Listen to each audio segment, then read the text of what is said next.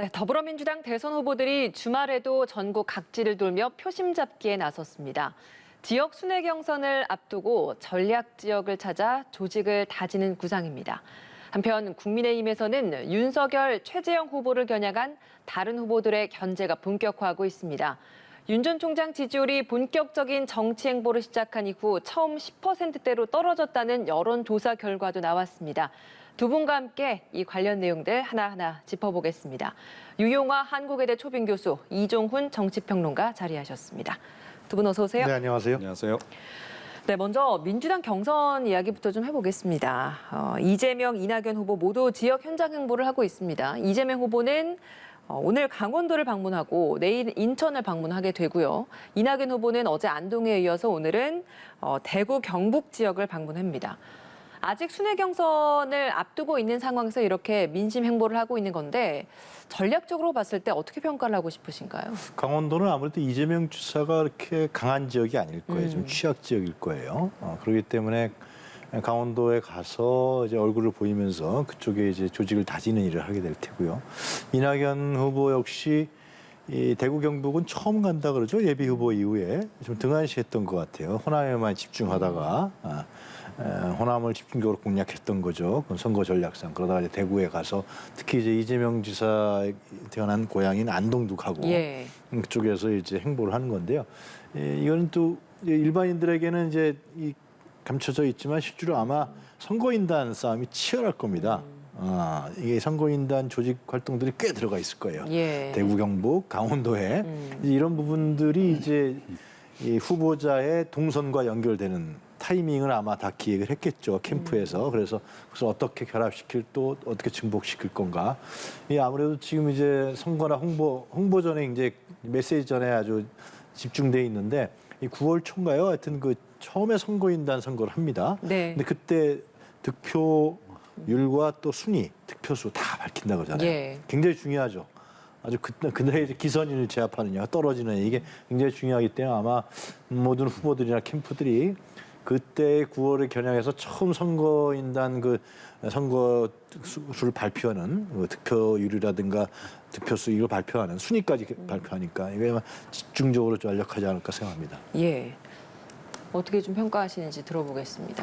뭐 크게 두 가지 목적이라고 봅니다. 그러니까 일단 9월 4일부터 이제 순회 경선이 시작이 되면 촘촘하게 일정이 그냥 진행이 돼요. 그래서 그 상당히 숨가쁘게 진행이 되기 때문에 충분히 미리 좀 예행 연습을 하지 않으면 안 되는 그런 상황인 거죠. 거기에 더해서 조금 전에도 이제 말씀하셨다시피 간 김에 이제 그 지역 표심도 좀 다져놔야 되는 거죠. 그래서 이제 크게 두 가지 목적을 지금 가지고 지금 순회 지금 일정을 좀 소화하고 있는 게 아닌가 이렇게 생각을 합니다.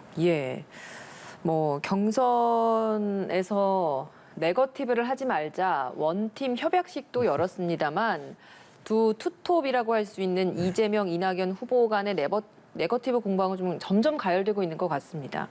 이재명 후보 도지사직을 유지해야 하느냐 말아야 하느냐 뭐 이런 이야기를 두고도 굉장히 공방이 많이 오가고 있는 것 같습니다.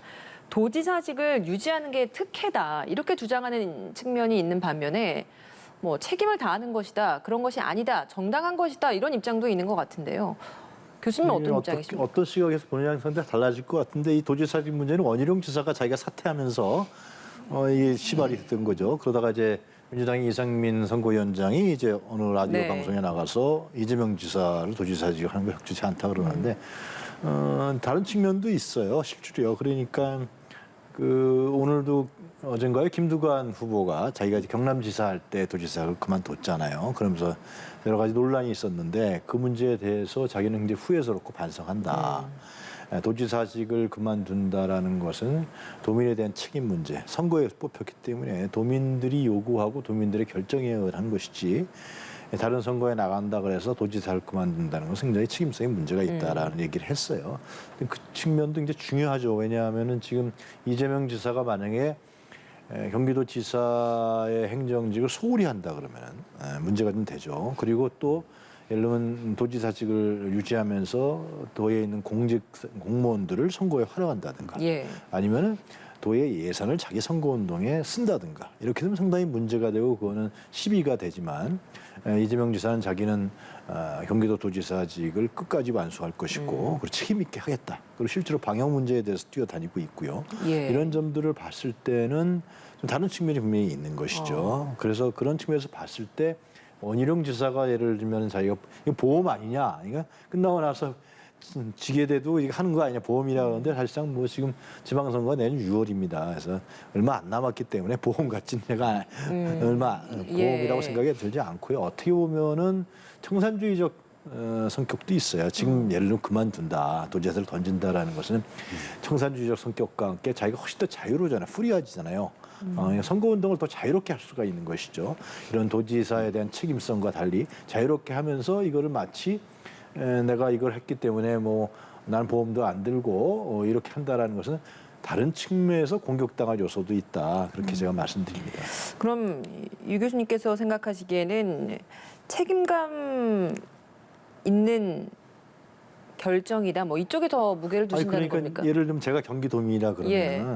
경기도지사가 있는 거하고 경기도지사가 자기가 다른 선거 때문에 사퇴해서 나가는 거하고 했을 때 무엇을 원할까요? 그것을 경기도민 입장에 봤을 때는 도민 입장에 봤을 때는 도지사가 만약에 자기가 다른 선거에 나가기 때문에 도지사를 그만두고 가버렸다. 그럼 그것은 뭐 누가 대행이 할 거 아닙니까? 대행이 하게 예. 되면은 사실상 경기도 행정에 있어서 블랭크가 생기죠. 추진력뿐만이 아니라 어떤 위상이라든가 이런 부분에 있어서 상당히 하락하기 때문에 제가 경기도민이라 그러면 이거 당신이 경기도 다른 선거 나간다 할 때라도 할 수 있는 부분까지는 최선을 다해서 해달라 이렇게 요구하는 것이 제가 보기에는 당연할 것 같아요. 그러니까 경선과 이 도정 운영을 같이 하는 데 있어서는 오히려 도정에 공백이 생긴다라는 게 지금 사퇴하라라고 하는 측들의 주장 아니겠습니까? 어떤 네. 입장이십니까? 그러니까 제가 보기엔 이것도 지금 두 가지 목적이 있어요. 예. 이 지사 관점에서 볼 때. 그러니까 한 가지는 뭐냐면 이 지사의 선거 전략하고 관련이 깊습니다. 이 지사가 지금 어떤 선거 전략을 지금 펼치고 있냐면 도정 성과 홍보를 통해서 본인의 유능 이미지를 부각시키는 이 일을 하고 있어요. 공약 이행률을 네. 강조하고 있죠. 최근에 그 경기도 차원에서 경기도청에서 거의 일일 일성과 발표할 정도로 발표를 계속하고 있습니다. 이제 그걸 통해서 이 지사 같은 경우에는 지자체장으로서 굉장히 역할을 수행을 잘했다. 자, 이게 이제 최근에 뭐 기억나실지 모르겠습니다만 이낙연 전 대표를 공격하는 포인트로 또 작용하잖아요. 저쪽은 무능하다. 나는 유능하다. 이제 그 이미지 부각을 하는데 이 도정이 굉장히 활용이 되고 있는 거죠. 그게 이제 하나 있기 때문에 쉽게 놓지 못하는 게 하나 있고 또 다른 하나는 뭐냐면 역시 플랜 B죠. 그러니까 경선에서 패배했을 경우에 어떻게 할 것이냐 예. 하는 건데 이 지사의 개인적 차원에서 보자면 당내 조직 기반도 그렇게 많지 않기 때문에 당에서 뭐 대표를 만든다든지 그것도 용이하지가 않아요. 그렇게 본다면 차기 그 정치 행보를 고려하면 차라리 경기도지사 한번 더 출마해서 당선되는 게 그리고 경기도지사직을 유지하면서 향후 몇 년을 보내는 것이 차차기 도전하는데 훨씬 더 유리하다 이런 판단을 내리는 거죠. 사실은 이제 그런 측면 때문에 예. 이게 보험 아니냐라고 하는 지적이 그래서 나오는 거고요. 네. 그 지적으로부터 자유롭긴 좀 어렵다라고 저는 생각을 합니다. 게다가 뭐 원희룡 지사도 원희룡 전 지사도 그 지적을 했던데 뭐 경선이 장난이냐? 네, 상당히 좀 이제 점점 이제 시간이 가면 갈수록 경선이 이제 뜨거워집니다 여기가. 네. 그러면 경기도정을 돌볼 새가 있겠어요? 그래서 그러면 그거 역시 지사로서 책임을 못하는 거다라는 거죠. 자 그런 부분에서 이제 그 원희룡 전 지사 같은 경우에 또 그만둘 때 그 지역에서 상당히 반발이 있었거든요. 시민단체들 문제 제기를 다 했고 도정 팽기치고 출마하려고 예. 그러는 거 아니냐라고 하는 지적이 있었는데 마찬가지. 그러니까 이재명 지사 같은 경우에도 이제 그 반대로 이제 오히려 작용할 수 있는 거죠. 그러니까 도지사 유지하면서 결국 이것도 취하고 저것도 취하고 본인 손해서는 안 보겠다는 건데 결과적으로 도정은 희생되고 이런 그 문제가 좀 있을 수 있는 거죠. 그래서 이건 아마 시간이 지나면 제가 보기에는 빨리 스스로 정리하지 않으면 경기도의 시민단체들이 나설 가능성도 없지 않아 있다 이렇게 생각을 합니다. 제가 네. 좀 말씀드려도 되겠습니까? 예, 말씀하시죠.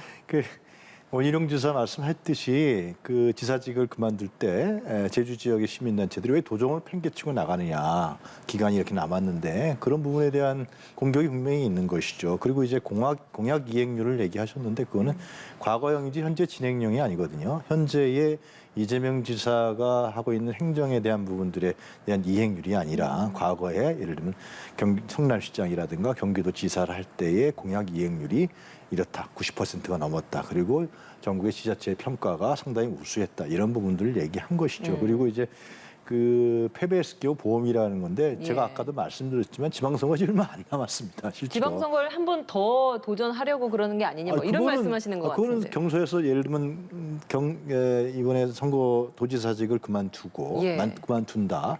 그래서 경선을 했는데 패배했다. 그럼 도지사직 또 나갈 수도 있는 것이고 국회의원직에 나갈 수도 있는 것이고 이 정도의 어떤 유명세와 이름과 위상이라 그러면은 정치적으로 진출하는데 제가 봤을 때 큰 하자는 없을 거. 어떻게 패배하냐가 중요하겠지만 현재 순위 속에서 뭐 패배한다 그러면은 그런 생각이 들고 저는 이런 생각도 들어요. 지금 코로나19 상황이고 그래서 이제 이 경선이라는 부분들이 현대 정치는 잘 알고 있습니다만 이 메시지 정치와 이미지 정치거든요. 이 조직 선거가 아니거든요. 그래서 코로나 상황이기 때문에 전국을 돌아다닌다 그래서 예를 들면 지지율이 높아지고 이것이 선거인단들이 찍느냐 이건 아니라고 보여지거든요. 중앙에서 예를 들면은 자기 뭐 대변인이라든가 자기가 메시지를 날린다든가 또 언어의 정치를 한다든가 이런 식으로 해서 선거운동을 충분히 할 수가 있어요. 도정을 하면서. 속에서 회의도 주재하고 살피면서 이런 측면으로 봤을 때는 굳이 이렇게 예를 들면 경기도 지사를 그만두면서 당신 선거 때문에 나가는 거 아니냐 경기도민들한테 비난과 힐난을 받을 이유가 없다. 오히려 책임 있게 하면서 예를 들면 경선에 임하는 것이 제가 보기에는 책임 있는 정치인 자세가 아니냐 생각이 듭니다. 네. 혹시 반론하실 것 있으시겠습니까? 그러니까 저는 이제 드릴 말씀이 그건 거예요. 그러니까 그런 이제 논란도 있는 반면에 그 반대 논리의 논란도 충분히 가능하다라는 거예요. 그러니까 이게 지금 경선이 점점 이제 열기가 뜨거워지고 보세요. 순회 경선 들어가기 때문에 전국을 다닙니다. 그 기간 동안에 도정을 챙길 수 있겠습니까? 사실은 챙기는 거 거의 불가능하다고 봐야 돼요. 제가 보기에는 9월달 들어가면 아마 경기도지사로서의 실질적인 업무는 거의 중단될 거다라고 저는 보거든요. 자, 그러면 이 부분을 어떻게 할 거냐는 거예요. 그러니까 이래서 생기는 공백 부분은 또 그냥 넘어가야 줘야 되느냐, 도민들이 다 그걸 감수해야 되느냐 하는 부분. 그러니까 보통 이제 미리 그만두게 되면 이제 대행 체제로 넘어가죠. 그래서 이제 부지사가 대행하는 그런 이제 상황으로 가는데 그런 상태에서 새로운 일을 벌이지는 못하지만 하지만 지속적인 어찌됐건 뭐 도정 운영은 기본적으로 가능한 것이고 그리고 또 이제 한 가지 지적을 굳이 하자면 그러니까 조금 전에 말씀드린 이제 이재명 지사의 선거 전략이 이게 시간이 가면 갈수록 약간 논란의 여지가 좀 될 거다라고 봐요. 그러니까 도정 홍보를 통해서 본인의 유능함을 자꾸 이제 알리려고 좀 하다 보니 사실은 과대포장되는 측면도 상당히 있는 거거든요. 이것도 결국 따지고 보면 도정을 본인의 정치에 활용하는 거 아니냐라고 하는 논란을 유발할 수가 있는 겁니다. 그래서 알겠습니다. 제가 보기에는 지금 정도 시점에서는 지사직은 정리하는 게 정답이 아닐까 이렇게 생각을 합니다. 그리고 다른 후보들이 도지사, 그러니까 지사직을 갖고 계신 분들이 이 시점 정도의 지사직을 다 사퇴하는 것도 나름 그런 여러 가지를 복합적으로 고려해서 내린 결정이다라고 하는 것도 참고를 해야 한다 이렇게 생각합니다. 이재명 후보 같은 경우에는 경선이냐 도지사직이냐 둘 중 하나를 택하라고 하면 도지사직을 택하겠다라고 초강수를 둔 상황인데 사퇴하는 게 책임감 있는 행동이냐, 사퇴하지 않는 게 책임감 있는 행동이냐 여기에 대해서는 두 분처럼 의견이 좀 엇갈리고 있는 것 같습니다. 네, 이 이야기 여기까지 해보고요. 여당 경선 과정에서 또 불거지고 있는 부분이 바로 범죄 기록 공개 관련된 공방입니다. 이재명 후보 음주운전 전과 그 기록 공개 부분이 처음 발단이 됐는데 이게 이제 이낙연 후보의 선거법 위반 관련된 문제로까지 번지고 있습니다. 이 논란은 어떻게 보세요? 저는 하여튼 이재명 지사가 음주운전 문제, 재범이냐 초범이냐, 150만 원이니 이게 재범이다. 그렇게 이제 다른 후보 캠프에서 문제 제기를 해왔고 이재명 지사가 검찰 경력 조회서를 이제 오픈했잖아요. 오픈하고 아마 연합뉴스에도 오픈했던 걸로 알고 있는데요. 사전에 후보들한테 주고 그러면서 이제 음주운전 그 범죄가 초범이다라는 게 증명이 됐어요. 근데 그거 잘한 거 아닙니다, 그죠? 잘한 거 아닙니다. 그럼요. 그거 좀 좋은 거 아니에요. 그런데 이재명 캠프 측에서 이낙연 후보한테 당신도 내놔라 이렇게 된다는 것은 제가 보기엔 이재명 캠프 쪽에서 그건 잘한 것 같지가 않아요. 그러면 이재명 지사가 예를 들면 범죄경력조회서를 내놓은 부분들에 대한 진정성이 약화되는 거죠. 그러면 잘한 거 아닌데 또 당신 그를 꼬투리 잡아서 다른 후보한테 당신네들도 그걸 다 오픈해라라는 것은 국민들이 봤을 때 아니 뭐야 잘하지 않은 것 같고 또 잘못한 이쪽을 또 부정화시켜? 제가 봤을 때는 이거는 별로 이재명 캠프 측에서 판단을 잘못한 것이다. 저는 그런 생각이 듭니다. 그러니까 범죄 전과를 드러내는 것. 국민들 입장에서는 더 나은 후보를 선택하는 데 있어서 철저한 검증을 위해 좀 필요한 부분일 수는 있겠습니다만 민주당 전체로 봤을 때는 내용이 상당할 수 있다. 이런 당 원로들의 지금 충고도 있지 않습니까? 네, 그렇습니다. 뭐 어찌됐건 원팀 협약식 하고 그 효과 때문에 그나마 좀 많이 자제를 해왔던 것 같은데 최근 들어서는 분위기가 조금 바뀌는 것 같아요. 기류가.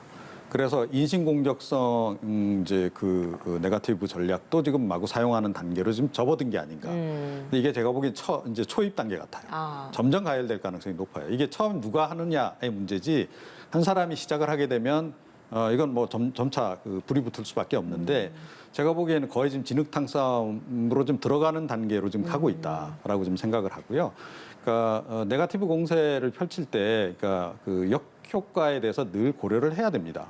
그런데 특히 또 1위 후보 같은 경우에는 더욱더 그 부분을 조심을 해야 한다라고 저는 보거든요.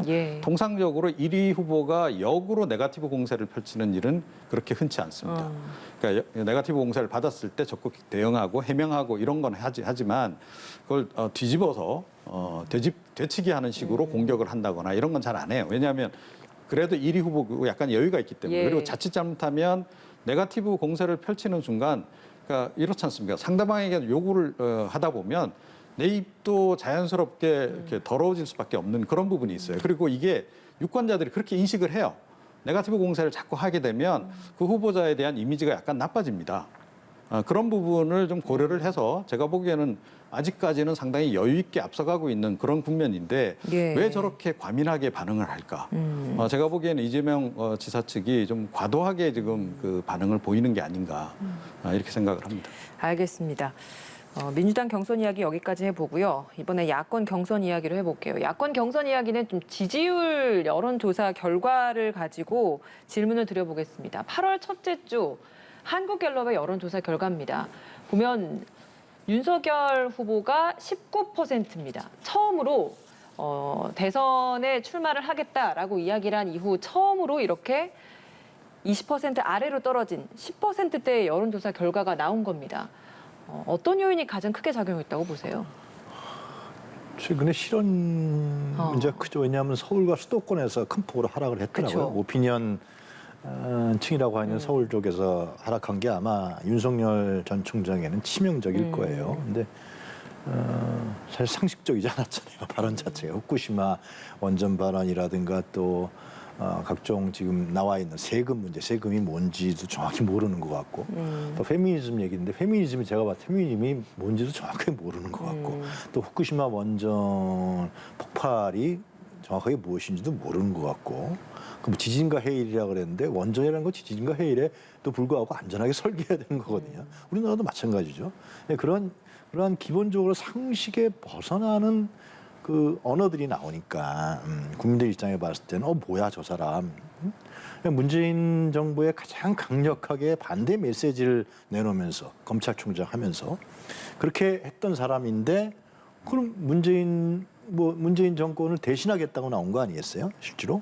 근데 그 대신하겠다는 사람이 내용과 준비가 전혀 상식지가 않은 이런 걸 내세우니까 당연히 기대치가 내려갈 수밖에 없고 진영에 속하지 않았던 민주당 진영에 속하지 않으면서 중간 진영에 있던 사람들은 너무나 준비가 안 돼 있고 자질이 없는 사람들이 아니냐 이렇게 한두 번이 아니라 한 10여 가지가 넘는 것 같아요. 이런 부분들이 드러난 게 아닌가 싶습니다. 그래서 제가 봤을 때는 윤석열 전 총장이 물론 다시 참모진도 많고 그러니까 회복할 수 있을지 모르지만 바탕이 그런 거 아니냐 생각을 지울 수가 없고 그리고 제일 중요한 건 윤석열 전 총장이 내세웠던 상식과 공정이라고 내세워서 나왔잖아요. 문재인 정권에 대한 비판하고 대신하겠다 나온 건데 사실상 상식과 공정인데 스스로가 이 비상식이라는 점을 드러낸 거고 특히 쩍벌 같은 경우는 상당히 이미지인데 현재 정치 이미지는 중요한데 이게 상당히 권위적이거든요.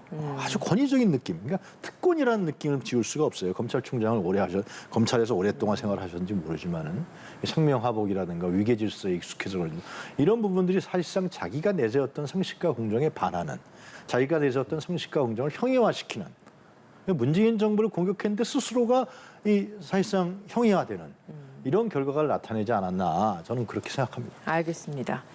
지지율 추이 어떻게 분석하십니까? 그러니까 좀 추가적으로 제가 말씀드리면 예. 당 지도부하고 갈등을 빚는 게 지금 결정적으로 작용을 하고 있는 게 아닌가 이렇게 생각을 해요. 그러니까 입당을 결심하게 된 이유가 뭐죠? 그러니까 당 밖에 있으면서 여러 악재가 터졌는데 그것에 대응이 잘 안 돼요. 예, 그러다 보니까 이제 지지율이 하락하고 그런 상황에 이제 봉착했던 거고, 그래서 이제 당에 들어오면 당의 우산 하에서 보호를 이제 받기 위해서 어떻게 보면 들어온 거 아니겠습니까? 네. 자, 그렇다라고 한다면 당 지도부하고 들어오자마자부터 갈등을 하면 되겠어요? 당 지도부의 도움을 받아야 되는 거 아닌가요? 지금 국면은. 그래서 당 지도부하고 어찌됐건 원만하게 초기 관계를 형성하면서 당 지도부가 나서서 악재 관리를 좀 해줄 수 있도록 이렇게 좀 할 필요가 있는 건데 들어오자마자부터 지금 오히려 지금 부각되고 있는 것은 이준석 대표하고의 갈등이다. 그래서 이준석 대표의 입에서도 윤석열 전 총장을 비호하는 발언이 지금 최근에 거의 안 나오잖아요. 오히려 좀 우려하고 걱정하고 네, 그런 발언만 지금 쏟아지고 있다. 자, 이것이 미치는 영향이 굉장히 크다라고 저는 생각을 합니다. 그래서 좀 여론조사, 이 다른 여론조사 결과들도 종합적으로 이렇게 놓고 보면, 그러니까 입당 딱 하고 나서 초기에는 살짝 올랐어요. 그러니까 입당 효과가 좀 났던 거죠. 그런데 곧바로 지금 이제 다시 추락하는 그런 그 양상을 지금 보이고 있다라고 하는 것. 그거는 제가 보기에는 역시 당 지도부하고의 갈등 부분인데 이것도 잘 해결하는 게 결국 정치력 아니겠습니까? 예. 네, 그 부분을 좀 유념해야 할 것이다 이렇게 생각합니다. 그러면 실제로 윤석열 캠프 측에서 그 경선 버스 출발 앞두고 벌어지고 있는 이런 신경전, 당 차원의 행사 불참한 것, 지도부 패싱을 어떤 뭔가를 의식을 하고 의도적으로 패싱을 한 거라고 보시는 겁니까? 그렇게 볼 수밖에 없어요. 그러니까 한 번 그랬으면 그건 뭐 실수로 그렇다거나 아니면 뭐 특히 다른 어쩔 수 없는 상황 때문에 그랬다라고 이해를 하는데 네. 이게 반복적으로 되풀이되면 결국 뭔가 의도를 갖고 있다라고 볼 수밖에 없는 건데 제가 보기에는 지금 많은 언론도 실제로 그렇게 보도하고 있지만 이건 상당히 의도적인 행보로 볼 수밖에 없다. 결국은 특히 이제 그 대선 과정에서의 주도권 다툼하고 좀 관련이 깊다라고 생각을 합니다. 그러니까 윤 전 총장 입장에서는 지지율이 어찌됐건 범야권에서 본인이 제일 높기 때문에 그 지지율 가지고 입당한 거 아니겠습니까? 예. 그러면 본인이 중심이 돼야 된다라고 생각을 하는 거죠. 그리고 그렇게 끌고 가지 않으면 당내 경선에서도 상당히 그 타격을 입을 가능성이 높다. 그러니까 당내 경선 돌파도 못할 수도 있다라는 그런 우려감이 좀 존재할 겁니다. 그래서 이제 이 주도권을 유지하기 위해서 어떻게 보면 나를 중심으로 이 국민의힘이 다시 재편돼야 한다 이런 이제 생각을 가지고 있는 것 같고 이준석 대표 입장에서는 절대 그 용납할 수가 없는 거죠. 이제 그러다 보니까 이제 갈등이 빚어지는 건데 갈등은 있을 수 있어요. 그런데 문제는 갈등을 어떻게 조화롭게 풀어내느냐 하는 부분인 거죠. 그러니까요. 이준석 대표도 사실은 대표로서 경험이 그렇게 많지 않고 지금 윤 전 총장 역시 정치 경험이 많지 않다 보니까 제가 보기엔 당분간 이런 상황이 이어질 수밖에 없는데 이게 장기화하면 국민의힘 전체적으로 상당히 타격이 될 수 있다 이렇게 생각을 합니다. 저도 좀 추가적으로 간단하게 말씀드리면은 그 입당할 때 이제 새벽에 결정해서 바로 갔잖아요. 대표하고 원내대표도 없는데도 들어가 버렸잖아요. 그리고 최근에 예를 들면은 대표가 행하는 행사라든가 이런 부분에 대해서 불협화음들이 나오고 뭐 조선일보에서 보도하지 않았습니까? 뭐 보이콧하러 다른데 물론 아니라고 윤석열 캠프에서 부인했지만 이러한 부분들을 봤을 때 저는 윤석열 전 총장이 아까 그 실언 부분들은 대중의 삶에 대한 부분들을 저는 이해도가 낮은 것이고 이 정당 정치라든가 공적 조직이라든가 이런 부분에 대한 이해도가 너무나 일천한 거예요. 그것은 저는 윤석열 전 총장이 뭐 검찰 할 때는 뭐 검찰로서 일을 잘했는지 모르지만은 그러나 그 문화에 너무나 젖어 있기 때문에 이렇게 조직이라는 문제 또 협력적이라는 문제 그리고 각 여러 사람들이 의견들을 하나로 모아내는 정당 문화라든가 이런 부분에 대한 이런 부분에 대한 이해도가 너무나 일천한 것이 아니냐. 그 속에서 지금 이제 이준석 대표하고도 자꾸만 부딪히는 거고 대표는 명분이 있는 것인데 그리고 이준석 대표를 어떻게 보면 제가 윤석열 전 총장이 활용할 수도 있어요. 왜냐 20대 부분이 있거든요. 그러면 같이 사진 찍는 게 더 좋아요. 화면 나오는 게 좋거든요. 근데 저렇게 트러블이 생기는 것은 윤석열 전 총장이 대중의 삶에 대한 이해뿐만 아니라 이 정치적으로 훈련되지 않은 부분들이 자꾸만 미숙한 점들이 드러나는 것이 아니냐. 캠프에서도 여러 가지 고민을 하겠지만 레디티까지 만들었다 그러는데요. 그런 점들을 지적할 수밖에 없을 것 같습니다. 그러니까 지도부와 후보 간의 주도권 다툼 자체가 사실 이례적이기 때문에 일각에서는 그 후보들을 품지 못하는 것이 신임 당대표로서의 리더십 문제를 지적하는 시각도 있거든요. 여기에 대해서는 어떤 의견이십니까? 그러니까 이준석 대표가 그런 지적을 받은 거죠. 그러니까 또 하루 전에 하느냐. 그리고 윤석열 전 총장 캠프에서는 좀 섭섭하다 이거죠. 나는 화면에 노출 많이 되는데 굳이 거기 가서 예를 들면 다른 후보들하고 사실상 지지율에서 비교가 안 되는 윤 총장 캠프 쪽 생각일 수가 있는 거죠. 내가 거기 왜 나가느냐. 그런 부분보다도 좀 공통적으로 할 수 있는 그런 행사나 했으면 좋겠다라고 하는데 당 대표 입장에서는 그렇게 고려할 수가 없는 거죠. 당 대표 입장에 봤을 때는 버스에 타면 다 동일하게 같은 좌석에 앉는 것이고 동일하게 경선 관리를 해야 되는 것이고 그리고 또 당 대표 입장에 봤을 때는 지금 윤석열 리스크라는 얘기가 나오잖아요. 그 리스크를 또 관리해야 될 거 아니에요. 예. 물론 이제 지지율이 계속해서 유지가 되겠지만은 상당히 열성적인 지지 팬들이 있으니까. 그러나 만약에 진짜 리스크가 돼서 현실화되면 어떡할 거예요? 그럴 경우는 그 리스크를 국민의힘 전체가 다 안아버리게 되거든요. 11월 초에 현실화된다. 예. 그런 부분들을 대표로서는 저는 고민할 수밖에 없다라는 생각이 듭니다. 알겠습니다. 이제 허니문은 끝났다라고 하면서 다른 후보들도 공세를 좀 높이고 있는데 앞으로 국민의힘 경선 구도 어떻게 될지 차차 지켜봐야 될 것 같습니다. 그런가 하면 지금 외부에서 조금씩 목소리를 내고 있는 유력 대권 주자라고 해야 될까요? 그중 한 명이 김동연 전 경제부총리인데 김 전 부총리가 지금 뭐 여당 야당 할 것 없이 일종의 뭐 들어와라라는 러브콜을 받고 있다고는 하는데 제3지대 창당 가능성을 시사하는 언급을 했습니다. 이 가능성 어떻게 보시고 실제 제3지대에서 어떤 구심점을 가지고 만든다면 실제 효력이라고 해야 될까요? 어느 정도 있을 거라고 예상하십니까? 제가 보기에는 지금 다른 선택지가 없어요. 김동연 전 경제부총리 입장에서는. 그러니까 사실은 만약에 국민의힘에 입당했다 그러면 또 다른 뭐 윤석열 전 총장이나 최재형 전 원장처럼 배신자 프레임에 갇힐 수 있는 그런 우려가 좀 있는 거고요. 그런 상태에서 또 뭐 지금 민주당에는 이미 이제 기회를 놓친 거고, 예, 이런 상태에서 나갈 수 있는 길은 지금 제3지대밖에 없는 데다가 그런데 참 어떻게 보면 김동연 전 부총리 입장에서는 뭐 호조건이 좀 만들어진 거라고 볼 수 있는데 제3지대가 갑자기 이렇게 사람이 없어졌어요. 예. 그러니까 윤 전 총장도 제3지대에서 활동할 것처럼 하다가 입당을 해버리고 최재형 전 원장도 그러고. 그러니까 아직 안철수 대표가 좀 안철수 대표가 남아 있지만 또 뭐 합당하거나 아니면 독자 출마 안 하겠다라고 또 이야기도 하고 있고. 이제 물론 이제 변수로 남아 있습니다만 예. 사실은 출마하는 게 더 낫죠. 김동연 전 경제부총리 입장에서는 어찌 됐건 제3지대에서도 리그가 만들어져야 하니까. 자, 그러니까 이런 거 저런 거 다 고려해 볼 때 지금 현재로서는 제3지대가 제가 보기에도 지금 최선의 선택일 수밖에 없다. 그렇게 생각을 합니다. 알겠습니다. 간단히 한 말씀 해주시죠. 이게 대선 같은 경우는 진영으로 나눠져 있다가 진영 충성도 있는 표심을 갖고 있다가 대선이 가까울수록 이 충성도들이 이제 확실하게 그러니까 가운데 있던 분들이 이쪽으로 다 갑니다. 네. 그건 거의 뭐 정치적 경험에 의한 법칙인데 지금은 좀 빨리 이루어지는 것 같아요. 최근에 여론조사를 보면은 이 부동층들이 줄어들고 있다 그러잖아요. 그리고 이제 그 제3지대라는 부분들은 안철수 전 대표가 매우 추상적으로 구체적이지 않고 그리고 현재 흐름과 맞지 않고 그리고 자기 중심적인 자기 엘리트주의 정신적인 제3의 길을 계속해서 얘기했어요. 제3정당을.